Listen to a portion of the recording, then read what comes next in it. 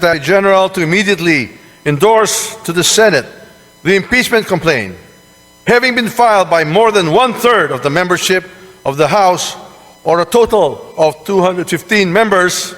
Is there any objection? The chair hears none. The motion is approved. The Secretary General is so directed.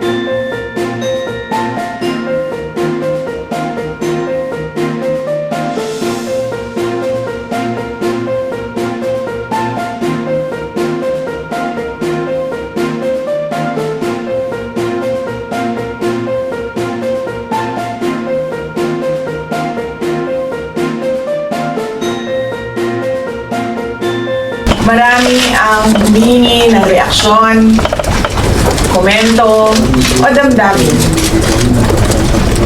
Damdamin po sa issue ng impeachment na naihain laban sa akin. Sa kabila ng aking mga naging pahayag ukol sa planong impeachment sa mga nakaraan na buwan, ang tanging masasabi ko na lamang sa puntong ito ay God save the Philippines. Bukod dito, nais ko na lang ipaabot ang aking taus-pusong pasasalamat sa mga kababayan na patuloy na nagdarasal, sumusuporta, nagtitiwala, at patuloy na nagmamahal sa akin. Manalig kayo dahil sa taong bayan ang tagumpay. Syukran.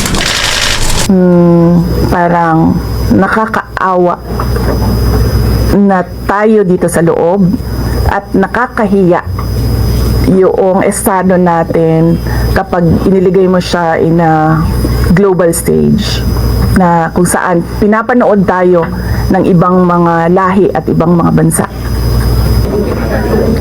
Alam nyo, mas masakit pa ang maiwanan ng boyfriend o girlfriend kesa ma-impeach ka ng House of Representatives.